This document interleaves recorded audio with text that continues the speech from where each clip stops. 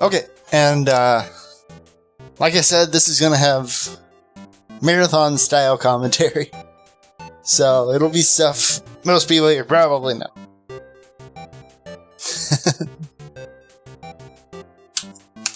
But yeah, we're gonna try to go for a run here.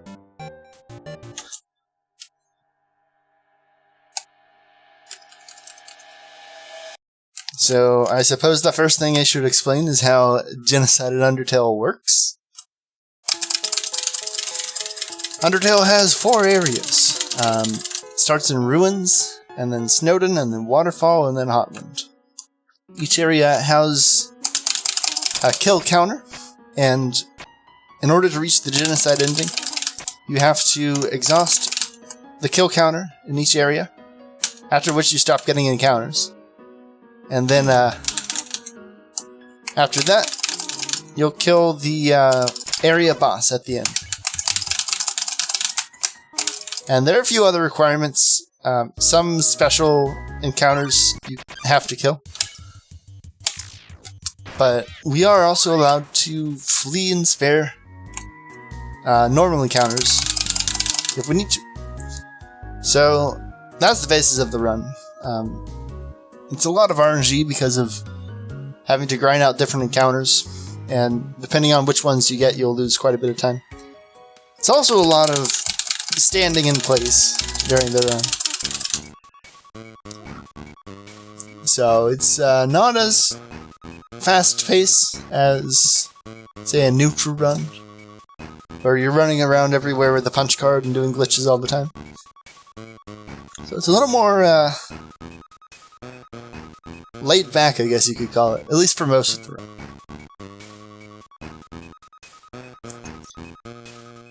Alright, we're coming up upon the first grind spot. We will grind 9 kills here, and then go to the right. So we're going to want to find Whimsons, because we can kill them instantly. If we find Froggets, though, there is an attack we can cancel out by running into. We'll call that a frog skip. Run right into that. And it skips to the next attack. The reason I'm transferring rooms here is because whenever you get an encounter, the next encounter will be quite a bit longer to get. And then resetting the room resets that step counter.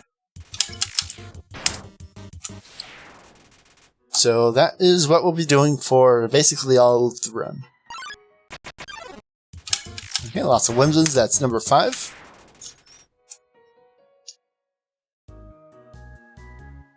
Now, I'm also... You'll see I'm vibrating back and forth like that. That is a neat little trick where if you hold the up and down keys at the same time, this happens.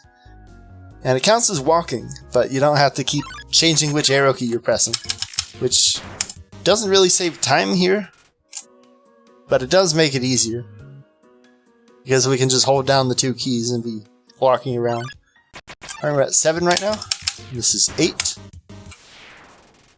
And then last kill here before we move on.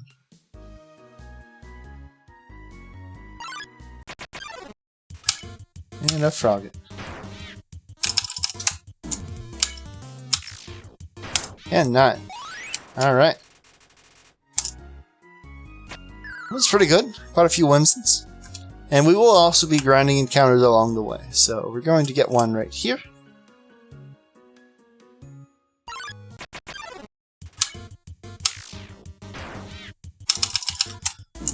Frog attack, nice.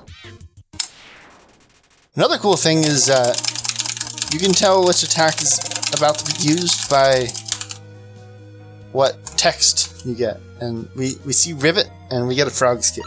That's not always true, but for some attacks it is. Another Whimson, that's really good.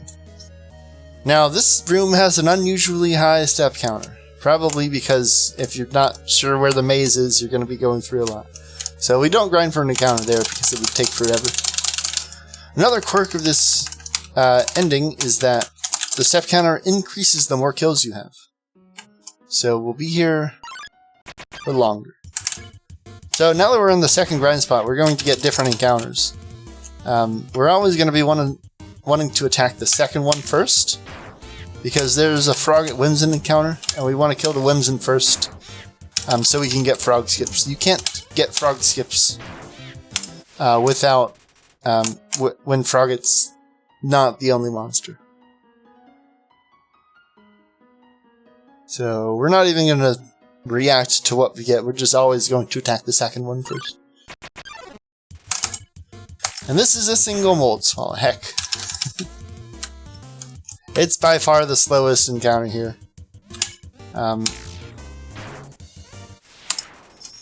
Because grinding for another encounter is going to start to take a really long time. We're at 14 kills here. We got to get up to 20 to finish the Ruins kill counter. Oh, there's a frog at Whimsin. So we insta-kill the Whimsin. Hope for a frog skip, which we did not get. No for another one here, which we did not get again. Alright, that gives us to 16. Show off the only category that's not on the board. I am not doing NG Plus for the marathon. The marathon is going to be 0 reset. I'm just doing NG Plus here because I don't want to be encouraged to take risks for a good time if I'm on a good pace. I guess. Oh, is that enough? No! I attacked early there.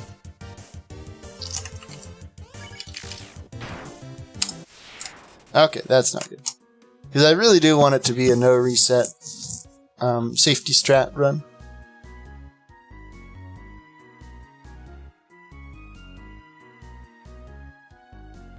But also, like, it doesn't change anything. It just makes it, like, 1 minute faster.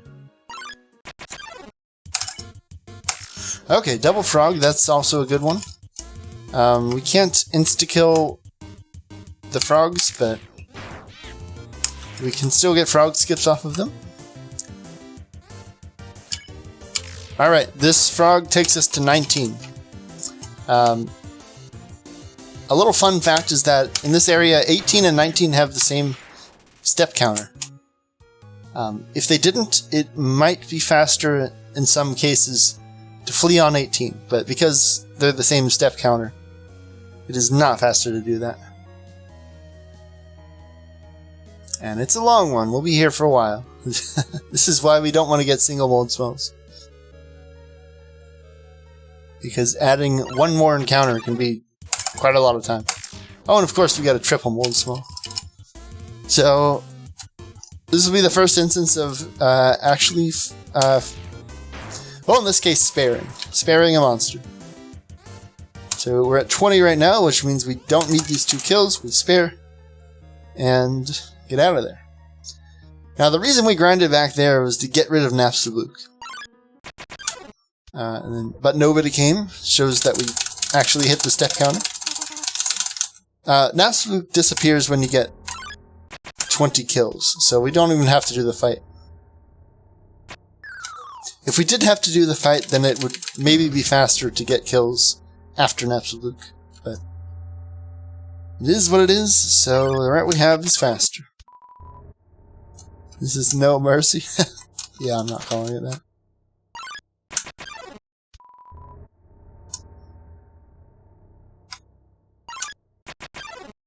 Generally, people who don't like when people call it the Geno route don't even play the game.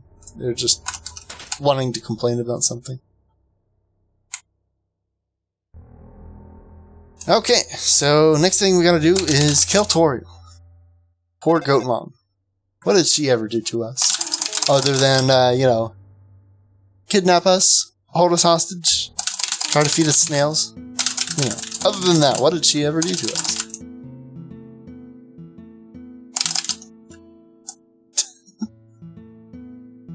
Alright, so we gotta, you know, play her game, talk about snails, and then when she's not paying attention, we'll hit her with a stick. And then she dissolves. It's great. Very peaceful.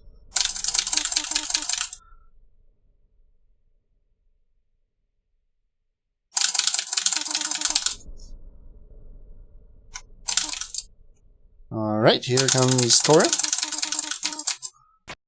Oh no, we're a ghost. Alright. And a lot of the bosses you get to instantly kill if you're on the genocide route. Toriel is one of them.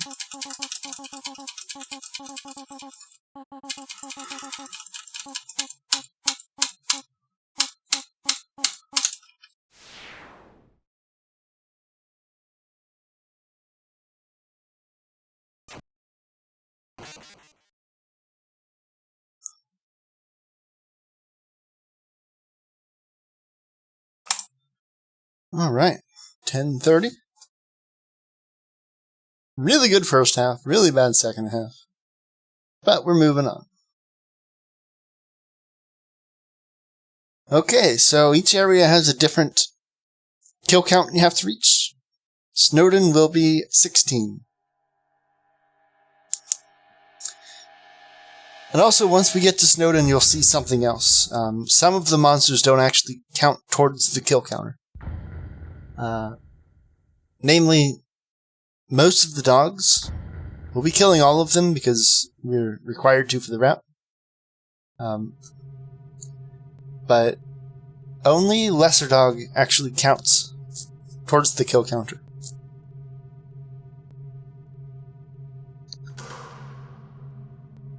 And actually, we saw another case of that in Ruins with the first frogget we killed.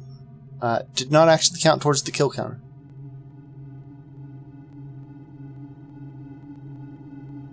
Alright, here we have Gamer Pixel. We ran into collision as we entered this cutscene, which stopped us one step short. It saves 4 frames in total, because Sans stops early. Amazing strat.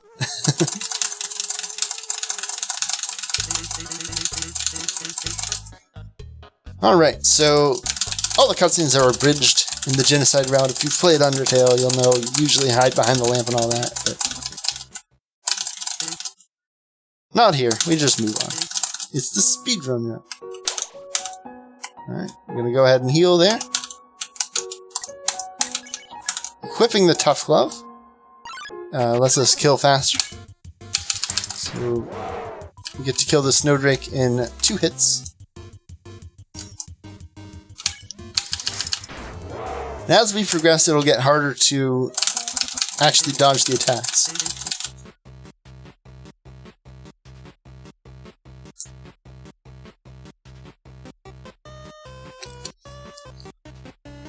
And also going forward, each area will have a few scripted encounters where the encounter you get will be predetermined.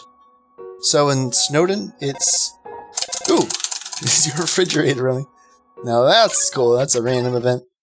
So in Snowden, you'll always start with a Snowdrake, and then get an Ice Cap, and then get Lesser Dog. At least on the route we're doing.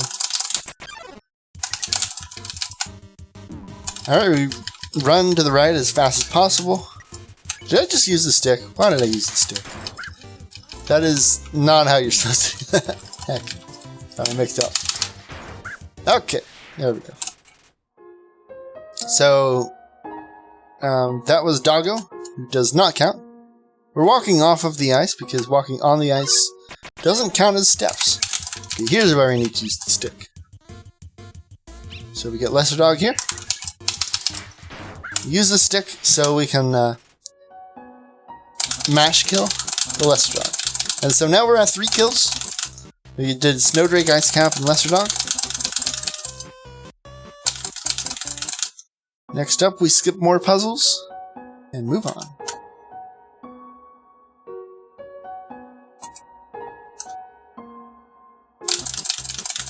And here's another puzzle. Wander right past it. Don't even look at it. Okay, and now this is the dog marriage room. So we're going to want to grind out an encounter before the cutscene coming up, because the cutscene will reset our step counter. And this one's random. This is the first random one in Snowden. And we're going to be sparing Jerry's for now. Because Jerry takes a minimum of 8 attacks to kill on this route. Alright, and we are attacking Dagaressa first, because it's faster. Great reason. So it takes 3 hits to kill Dagaressa. And then once Dagaressa is dead, Dogami only takes 1 hit. That's why we do it.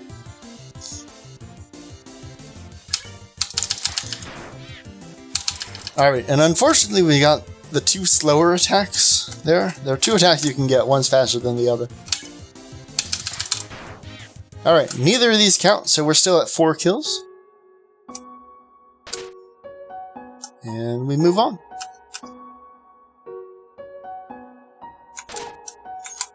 Another quirk that we don't actually have to route around is that you have to kill Snowdrake. And once you kill Snowdrake, any future Snowdrakes you might encounter will actually be Childrakes. Which is Snowdrake, but with glasses on. The sunglasses Childrake. Alright, all the puzzles are already solved for us. In the lore, what happens is Flowey solves them. To get us to the end of the game faster. Thank you, Flowey. Very kind of you.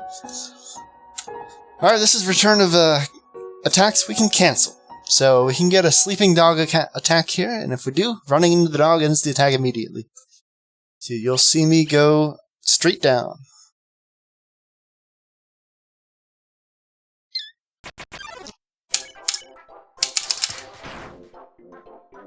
Alright, we missed it that time.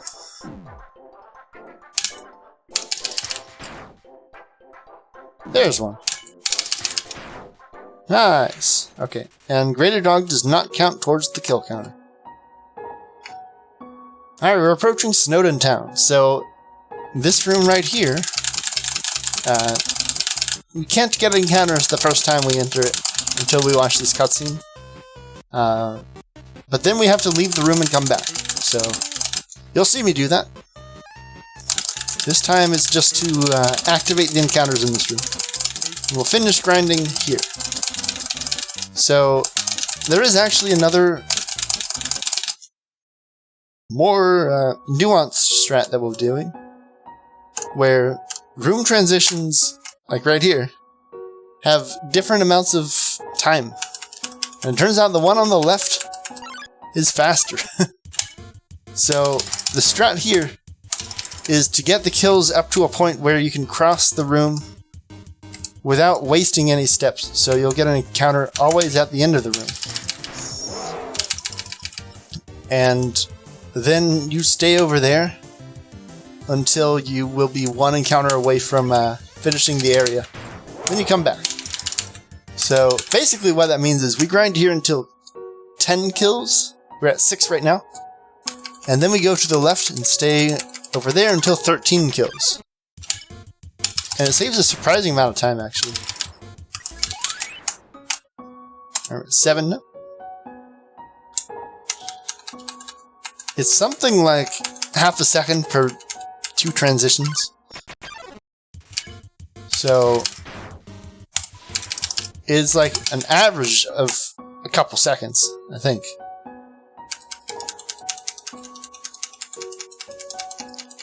So it is relatively minor, but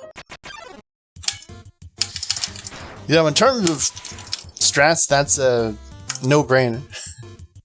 You know, pretty easy to get over to the other side. It's just walking. Alright, we're going to attack Childrake now.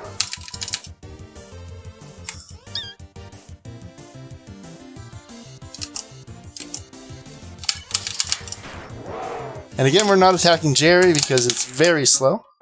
Okay, we're at 10 kills now, so we're going all the way to the left.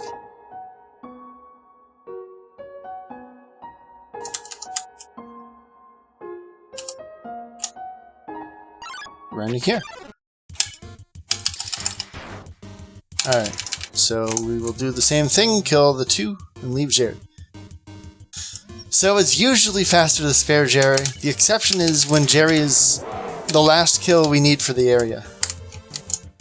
So this area's kill count is up to 16, which means if we get a triple at 13, we will kill Jerry. We're at 12 right now. So we're staying over here for one more encounter.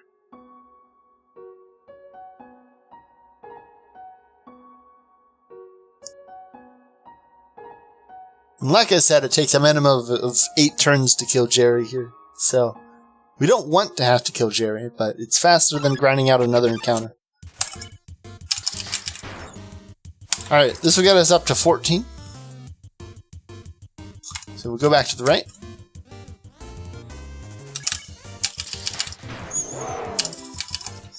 You'll see I don't always hit in the center. The center does more damage, but sometimes you don't need more damage. So in this case, you can't kill the Shelldrake in one hit. So you'll want to deal the minimum damage to 2-shot. Because you don't want to have to wait on that cursor. Okay, so I'm going to do a thing here. I dragged the window while I released the down key, and that lets you walk in place here, and don't even have to touch my keyboard now. I only do this for long kill counts, where it's convenient. We're going to be walking for a bit here. If we get a triple, we will not have to kill Jerry. And we don't. Nice. This will bring us up to 16 by just killing Icecap and Shelldrake. If we just got a double here, we would have had to kill Jerry. Alright, I need to hit in the yellow here. I mashed it a little early there. Alright, that's 16. So we spare Jerry and get the heck out of here. And the Snowden music is low, which confirms that we did successfully complete the kill count. Now we get spare Papyrus. Tricked ya, we're killing him. If we spared Papyrus, we will unfortunately abort the round.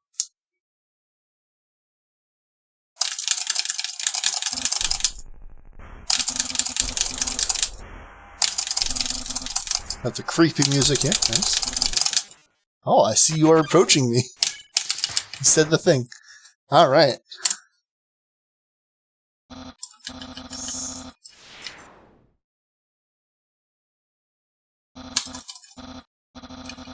Can't believe it. A JoJo reference in my Undertale game. Okay, so coming up here is a glitch. There aren't that many glitches in this category, but this is one of them. This will be Seagrass Skip. SGS. So we're going to want to go down to the cell phone here, which we can do by opening the menu for one frame as we tap the down key. And we line ourselves up. This is based on how many frames you're moving, actually. We're going to be right here. Lined up so that if I hold down and hit the bottom wall, I'll be one step away. So we go down and then activate the cell phone on the last step, which lets us close the text and skip the cutscene. That saves 30 seconds. It's a pretty major skip. We're going to want to kill Aaron here. There we go. There's a strat for fleeing Aaron, which if you get good RNG, it saves a couple seconds. But then if you get bad RNG, it loses 90 seconds. Something like that. So you don't want to do that. Unless you really need the good RNG. I think it's a little less than 90. It's probably like 60. But it's a lot of time lost. It's an entire encounter's worth of grinding.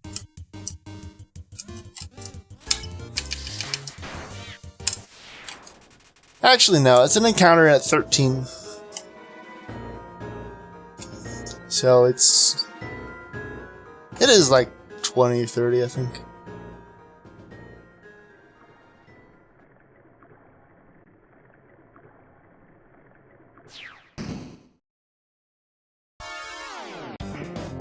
Wait, no, that's if you get a single in the glowing water room, isn't it?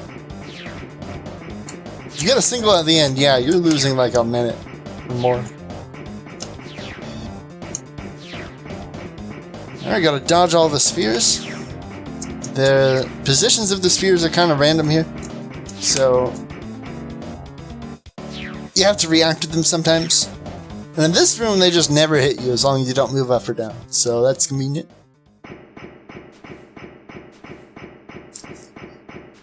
We get a hydration break here.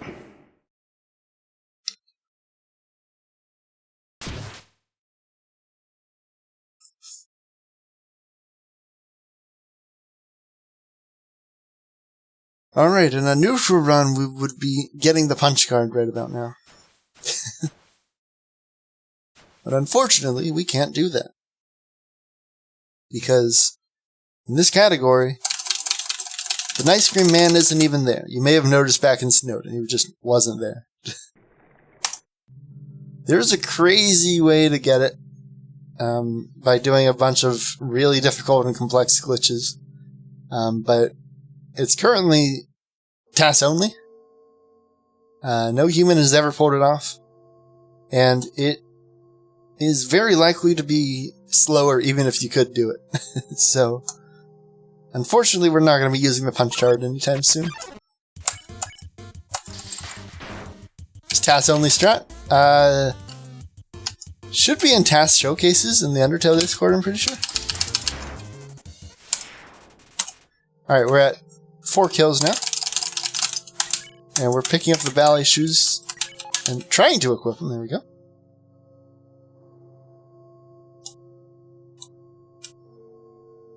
Yeah, it's actually really neat. It uses choice of storage with persistent rooms.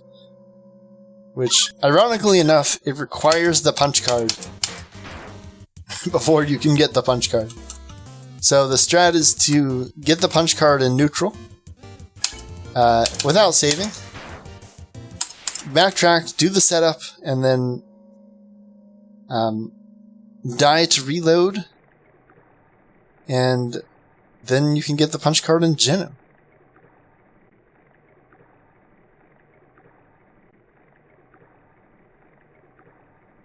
I would recommend skipping ahead though, because the setup's not really that exciting.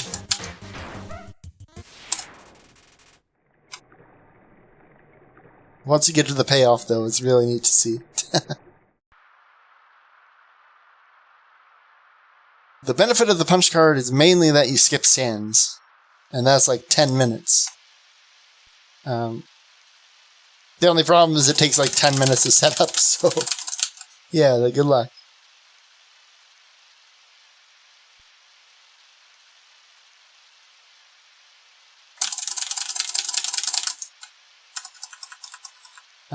I do feel like eventually someone's going to put in the effort to actually do it RTA.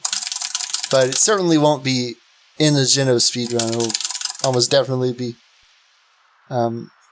starting from a nearby save point, because I don't see someone going through all of Ruins every time they want to try it out. Alright, we're going to be dropping things. I'm going to stat. That is for a safety strat later.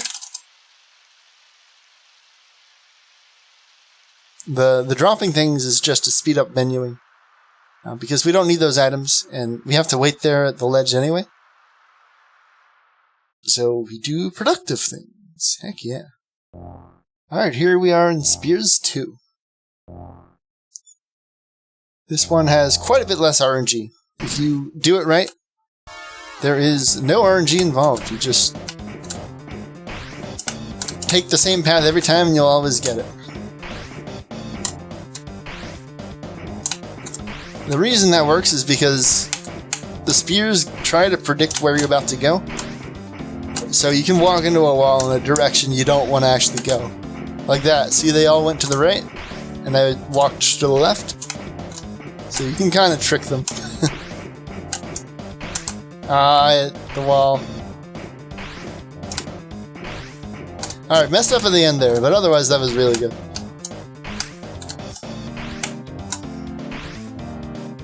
Alright, we got a time turning around here. The idea is you reach the end of the bridge, and then you don't have anywhere to go. So you gotta turn around. But we don't even reach the end of the bridge, we just stop early.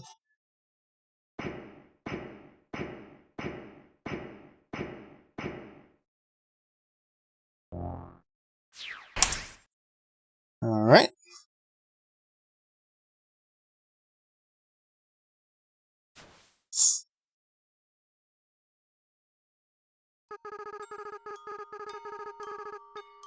I should be comparing to latest run, shouldn't I? Yeah.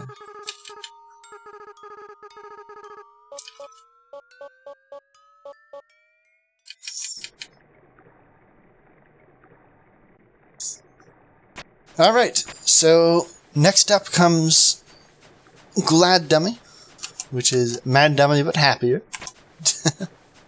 It is a required kill, but it also counts towards the kill counter. It's kind of a weird exception, because usually when you have these heavily scripted cutscene based encounters, generally they won't count towards the kill count. Toriel is actually another exception. You can get to 19 kills in Ruins, and then use Toriel as kill number 20, and you'll get Geno. It loses a lot of time in the speedrun because you have to fight an absolute too. But you could technically do that. Alright, this is a scripted Temmie right here. And usually you can just mash there, but it is possible that if you're fast enough you don't actually get the kill, so it's often better to just wait a tiny bit. Okay. So these are always going to be the same. This is a suspicious mold small. Ah, no! Double input, no!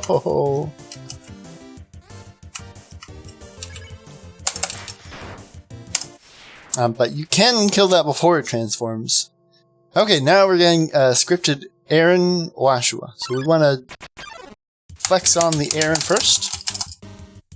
There we go. And then fight. So Washua has attacks that are 25 frames on average faster. And Undertale being 30 frames per second, that's, you know, about a second per attack.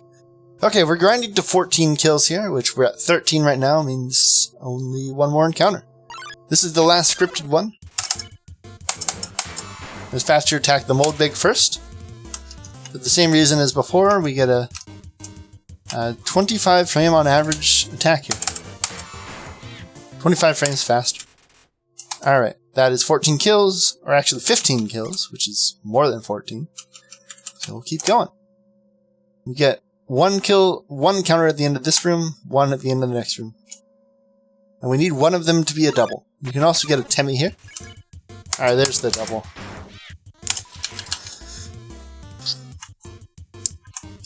So we do the same thing here on Aaron, we flex.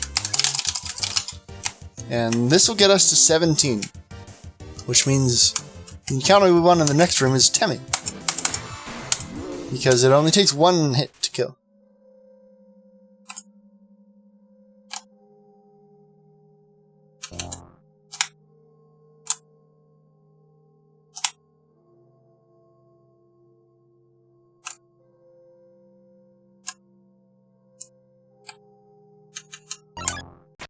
I love when that happens. Hey, there's Temmie. Nice. That's good.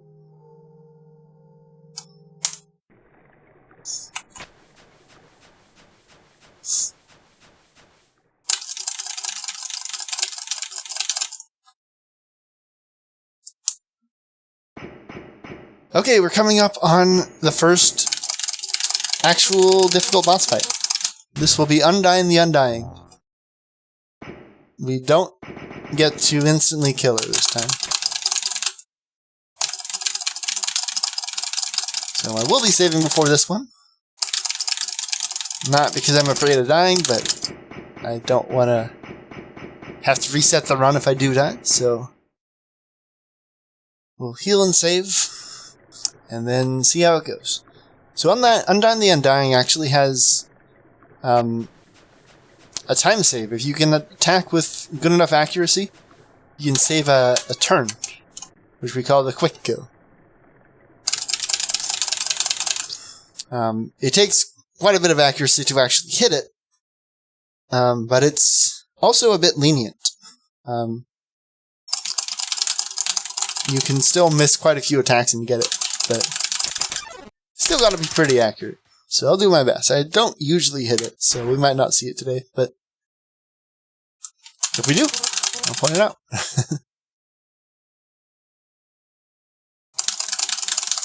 There's also a mechanic here where if you get hit 2 or more times in one turn, the next attack will be slower. And I think it's 2. I should check. I actually forgot. I looked that up myself, and I gotta check on that. So we don't want to get hit here. And of course, I'll want to heal later if I do get hit.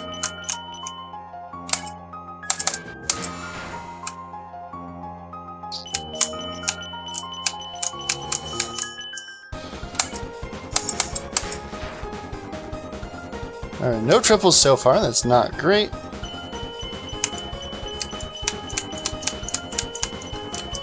By the way, that attack is the only type of attack that's actually random. All the rest have fixed patterns. At least for the spear dodging, or the attacks with the shield are almost always consistent. This one has a safe zone, so we go 3 pixels left, and we're right between the hitboxes.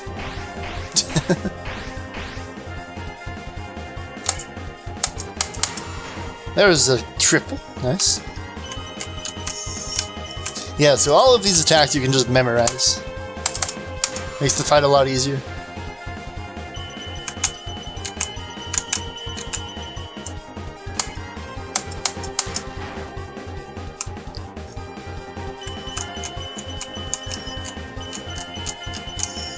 Alright, this one I came up with the strategy to dodge it, and it's actually pretty funny looking. So in case you didn't know, in Undertale you can actually move half speed by holding X while you move. It's never explained anywhere.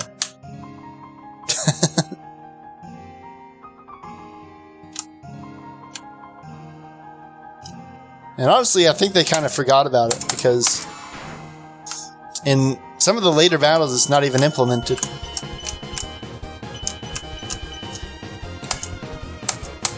And the follow-up game, Deltarune, didn't have it until years after its release. They just got around to adding it like this year. Okay, I don't think we're on quick kill pace. If we got quick kill, we'd kill him this turn. Not at all, no. Unfortunately, this extra turn here is a slow one.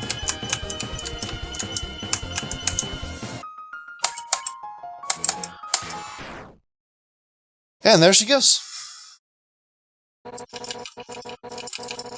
That's a good no-hit Undying the Undying.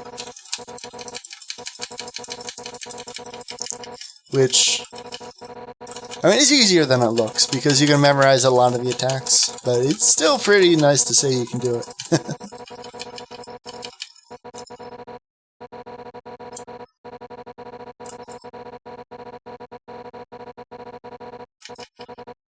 And then she melts away because of determination reasons.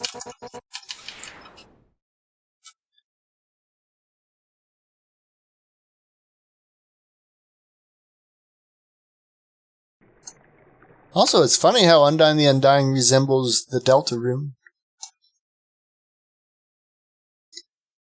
I'm sure someone's pointed that out before, but there's a lot of symbolism in these games.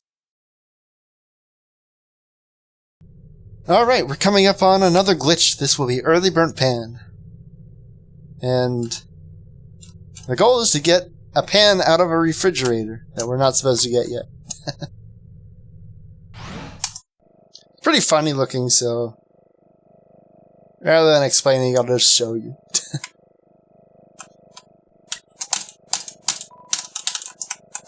Alright, we stand here.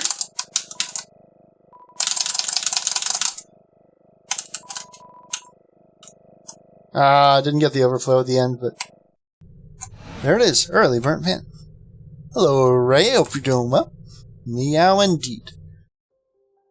Okay, so we have the burnt pan and also the noodles in our inventory. We're not going to equip it yet because the ballet shoes are actually faster to attack with. The only problem is this next encounter. If we're not accurate with our hits, we can lose a turn. So let's see. Hopefully, I'll hit it here. 80. That's an exact kill. Heck, that's good.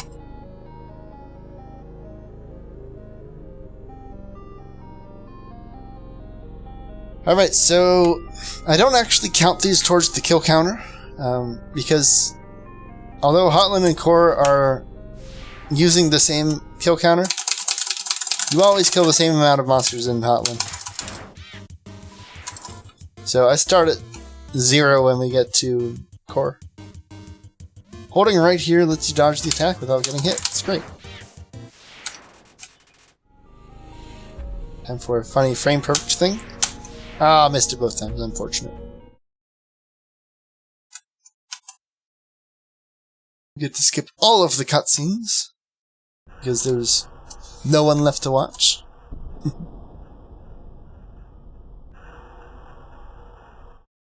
By the way, a funny thing happens in that room back there if you wait in there for an hour. Sounds like a funny troll thing, but no. You can try it yourself. Leave your game in that room overnight and come back the next day. See what happens.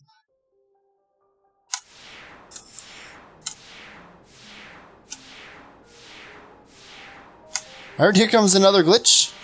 This is called Door Warp. It saves like 30 minutes in Delta Room. It saves like 2 seconds here. What happens in the room? Oh, it's neat. Rather than me spoiling it, you should just try it. It's cool. You will definitely know when it happens. I can tell you that much. It will be very obvious that something happened. Alright, here's Muffet. We gotta kill Muffet. There we go. Muffet and Royal Guards also count towards the kill counter. It's the room, the Core view room, where you see Core in the background. Does it matter what ending? No, it does not. You can do it whenever. You just stand there. I think it happens after an hour. But it'll stay happening after that. So you don't have to be there exactly when it starts. Alright, I'm going to equip the burnt pan here. We're about to enter Core. This is when the fun happens. So, Core has a few different types of monsters. The one we're worried about would be the Night Knight and the Magic. Those require quads to one shot. I'm going to save here. Just in case. You need to know what happens. It's funny. Alright, we start with a bunch of scripted encounters. So we're going to get 9 scripted encounters. And then we get into the random encounters.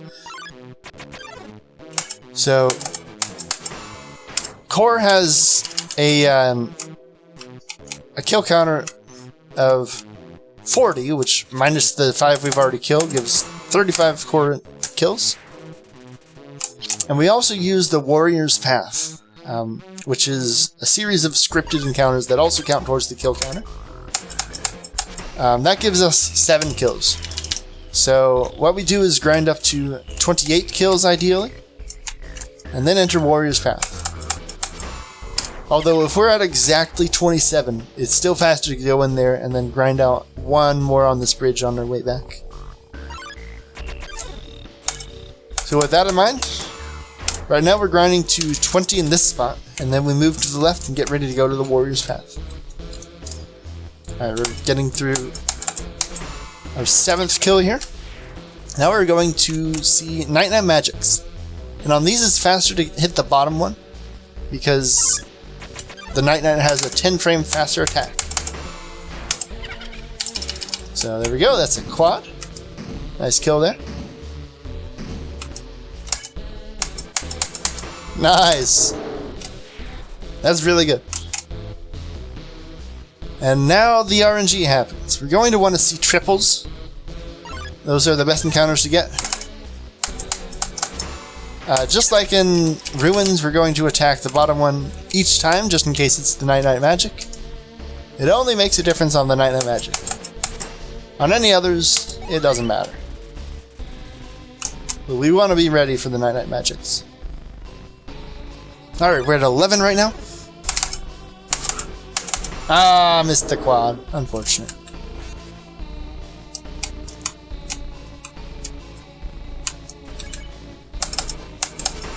So, second turn, of course, it doesn't really matter.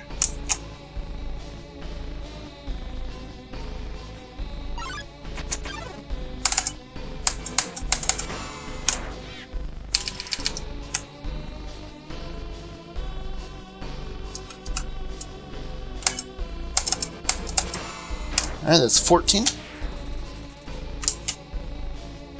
6 more and we go to the left side of this bridge.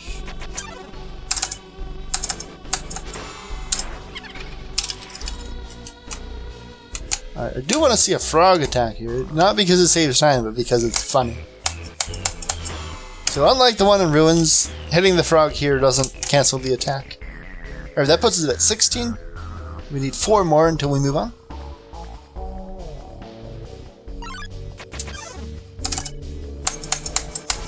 Nice. Is it quad?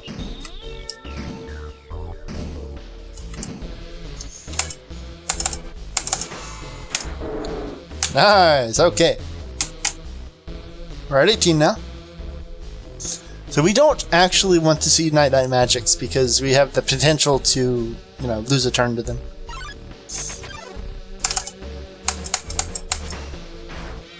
Heck. Okay, this will put us at 20.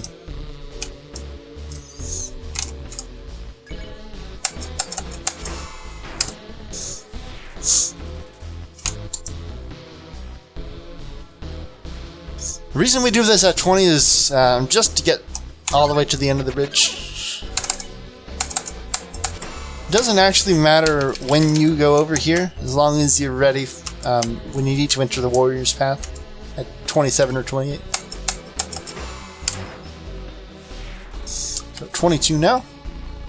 And you never want to grind on that left side of the bridge because it's one of the slower room transitions.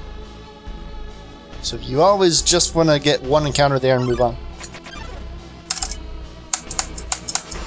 This room we're in right now has the faster room transition.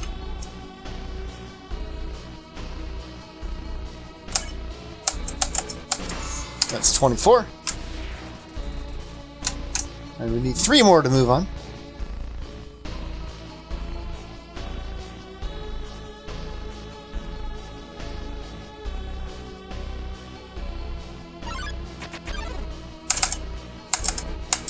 Nice.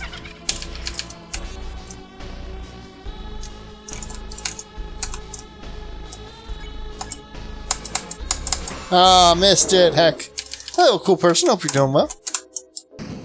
Oh, we just canceled that sound. That's a thing you can do. Okay, that's 26. Now we need... a double would be ideal. A single would also work, but we definitely want to get a double here.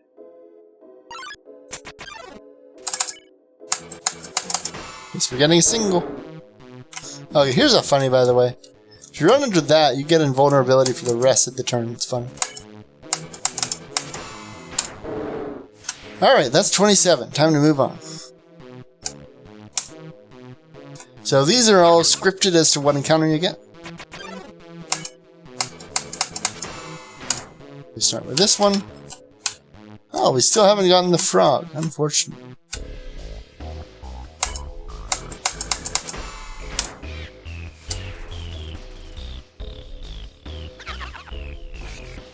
This will be Night Magic. Ah, no! Ow.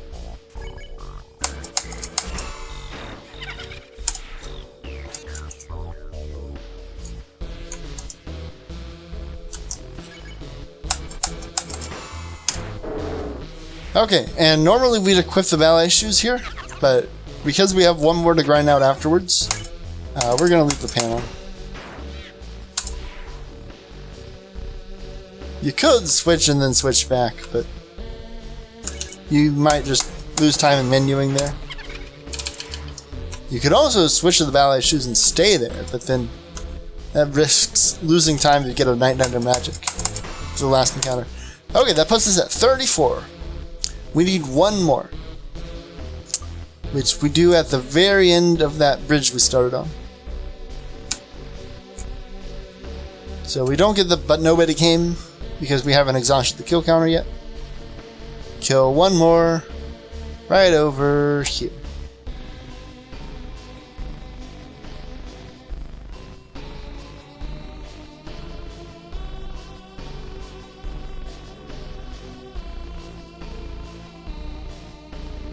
This is technically faster than grinding out one more at 27, but you do want to get to that 28 mark, because otherwise, bad things happen. Did we get frog skip here? No, there's frog skip. No, we don't even kill the... How did that happen?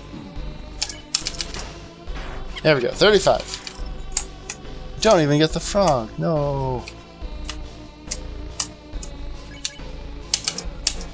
I don't know why I did that. That was unnecessary. We're at 36 now. Okay, and I'm going to save just in case we don't have enough. We do. Save points tell you your kill count, so we know we have enough.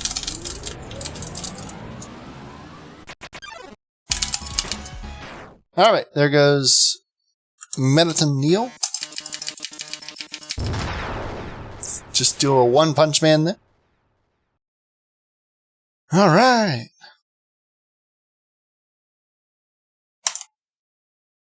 There we go. So if we're looking at a mid 106, which would tie PV. Basically tie PV. Okay, so normally what happens in New Home is you get a bunch of lore with unskippable text, but not in this category. You get a bunch of lore from Flowey with skippable text. And this text is different from most of the other text in the game, because you get to mash it twice as fast. It's wonderful. So normally in Undertale, text mashing is done by hitting ZX Enter Shift in that order, or in the reverse order, it doesn't matter. And you hit one key per frame at 30 frames per second. So that's 30 keys per second. And each pair of keys skips one text box, because you finish the text and then advance to the next text. It's always different, because you can do those two steps in one. So we just kind of spam the keys as fast as we can go there.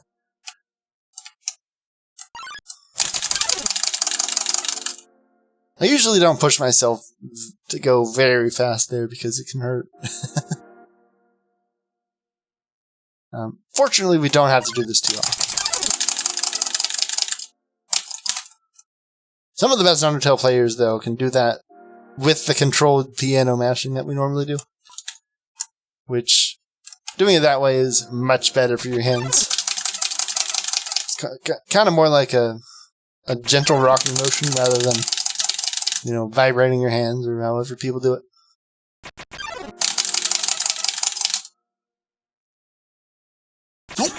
Excuse me. Excuse me.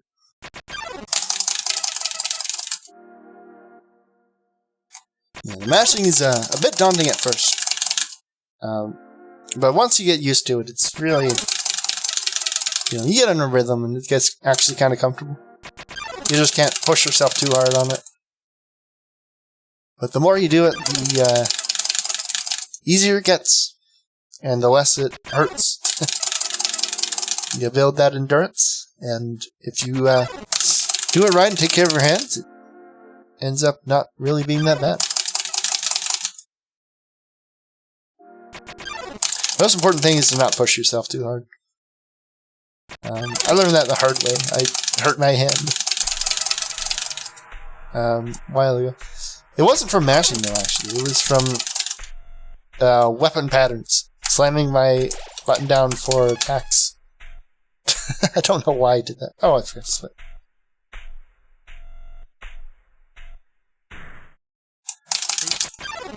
Alright, it's Sans time.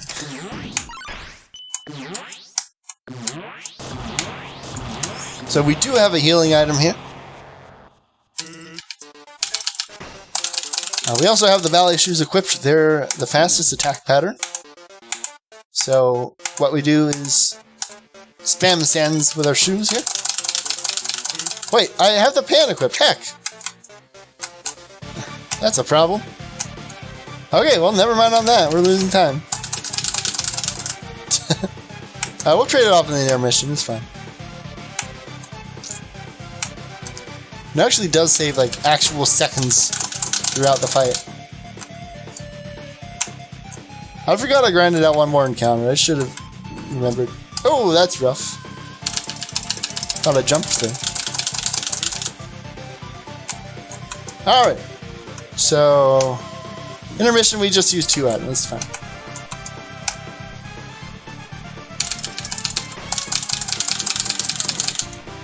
So, the noodles heal, I think, like 90 HP or something. Pretty nearly a full heal.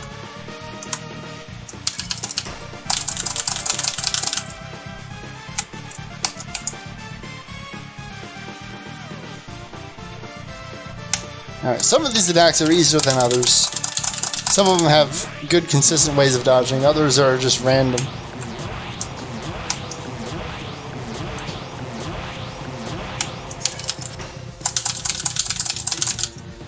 The hardest ones are the Gaster Blaster attacks, though. They deal way too much damage.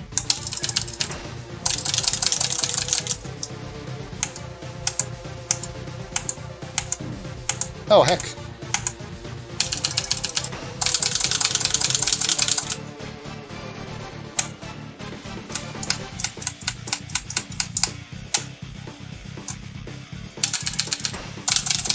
Alright. Just this one, I think. Oh, heck, no.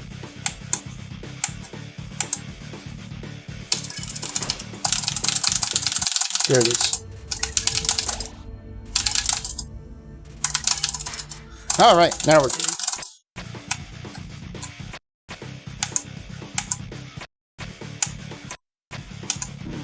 No!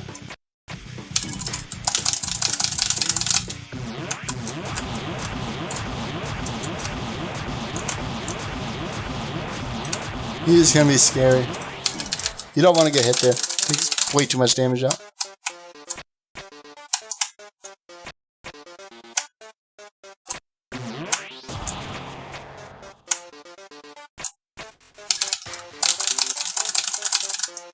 Alright, here we just hold all 4 arrow keys and we dodge every jump.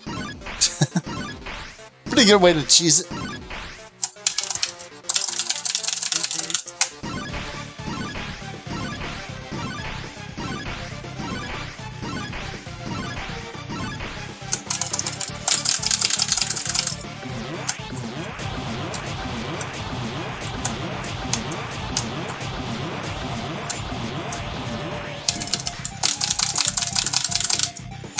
Alright, we're about to get to the special attack.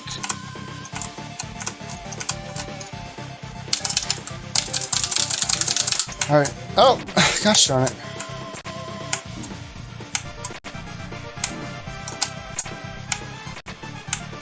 I was thinking of the wrong one. CT strat? No, that loses time, unfortunately. Barely, though. You'd be surprised. It's actually really close.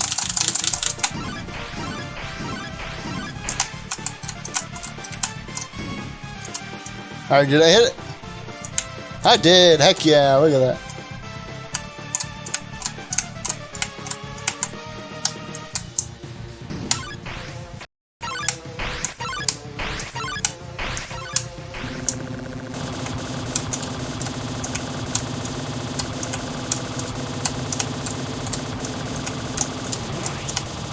Nice, there we go. Alright, good sands. Had to heal. Took too much damage, but I got through it.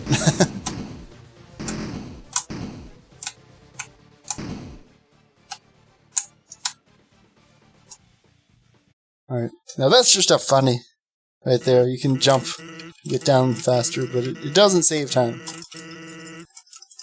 Optimize the CT strats to be viable. Yes, that is exactly what I'm saying.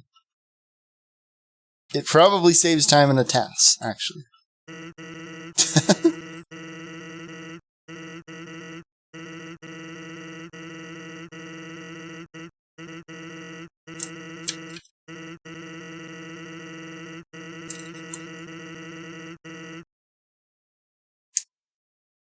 But don't tell the AME tasks I said that. Gosh, I still gotta get that wrapped up. I've been slacking on that.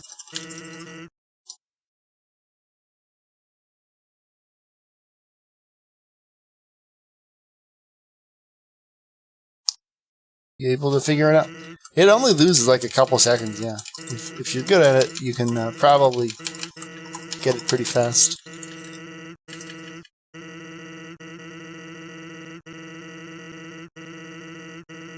Because it's a rhythm thing. You just time it.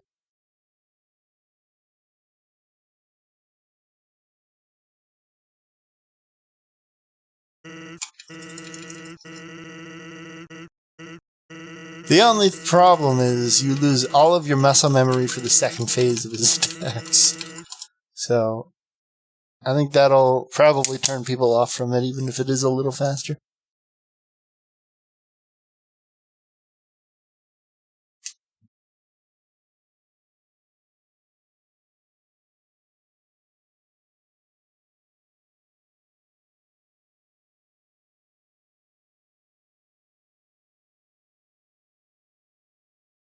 You know what else is funny?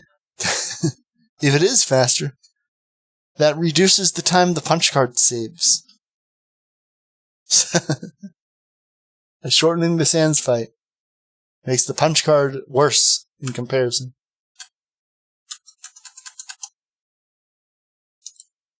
Worse than Bad Time Simulator.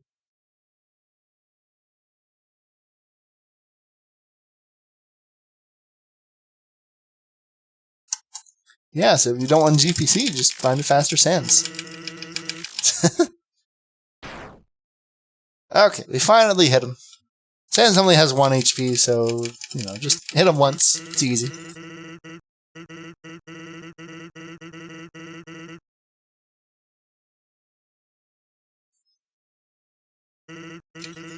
Oh, he's going to Grillby's. I wonder if Pirates wants anything. I wonder if Sans is going to ask.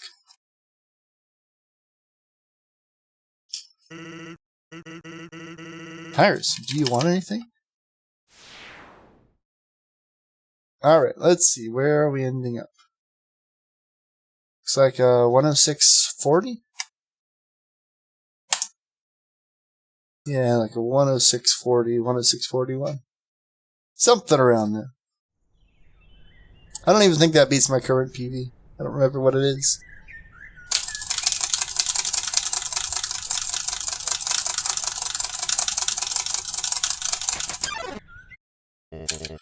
There he is.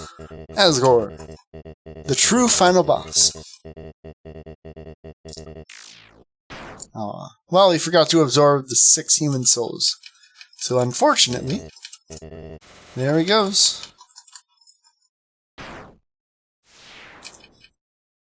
Oh yeah, fun fact. The cutscenes of Asgore and Toriel dissolving like that are some of the only times Undertale is at a lower frames per second than 30. In the Asgore cutscene, it's set to be 10 FPS. And then in the Toriel cutscene, where Toriel is dissolving, it's set to 20 FPS. So, good reason to stream the game at 60 FPS is to avoid weird frame skips when killing Toriel. Epic battle with Sans. Oh, thank you. It's a fun fight, honestly. It's really nice when you like hardly take damage in it. I've never no-hit Sans. I don't think I'd try to grind for that, but I've no-hit the individual phases at least.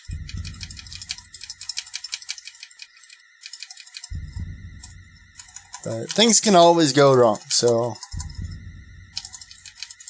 you can't let your guard down, even once you've done it a whole bunch of times, like in speedruns. Alright, we have Chara here. So, time ends on hitting erase or do not. We're just going to erase because it's the first option, but technically either one works.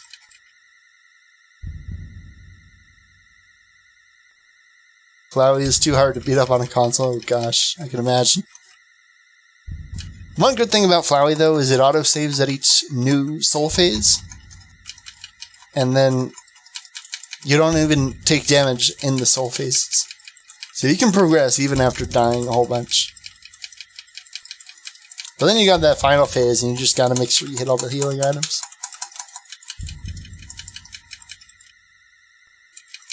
Also, if you're on Switch, you can actually plug in a keyboard. Alright, there we go. 106.40. That is a Genocide New Game Plus PB. Heck yeah. Alright, and then Flowey, murders everyone. There goes the whole game, getting deleted as we speak.